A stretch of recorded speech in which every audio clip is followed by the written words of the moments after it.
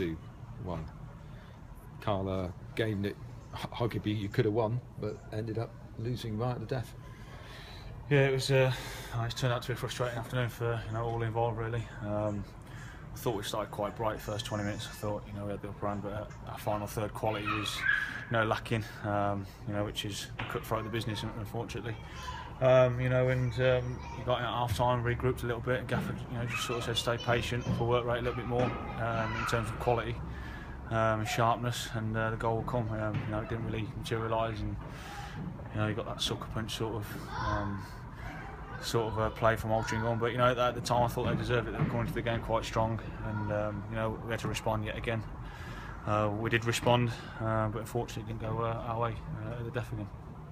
It was a game where you had an awful lot of possession, though. Yeah, playing the game, we felt comfortable. I thought we were winning quite a lot of second balls, and we were getting into their final third quite a lot. But it's then that little bit of quality, that little bit of sharpness you need around the edge of the box. Taking someone on, or flashing a ball across the 6-yard box. They weren't really, that playing behind them. A lot of play was in front of them, and it quite comfortable for Altrincham. As you see, they cause us quite a lot of problems in behind, especially the winner. Rankin's doing well down the flank and got him behind our back four and pulled a great ball back. So we didn't really commit to players today, and over the last few weeks that's what we've been doing.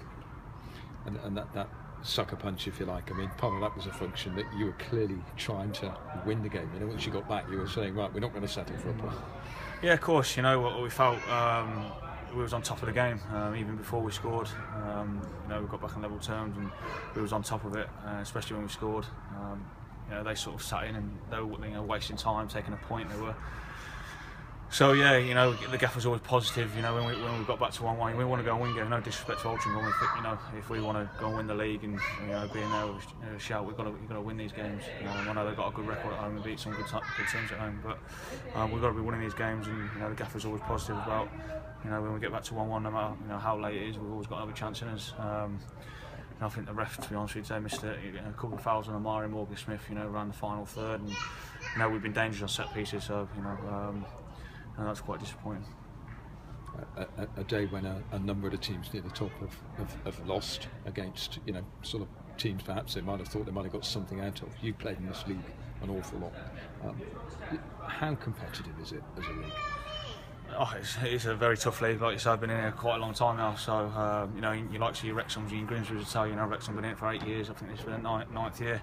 So it's a very tough league, obviously with one team going up automatic and one through the playoffs.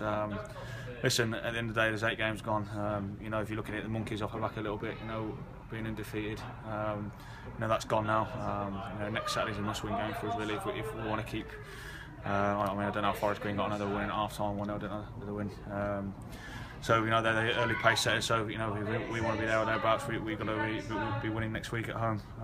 But it's a very tough league to get out of. There'll be more slips in this. I can assure you that we ain't going to go all season and win every game.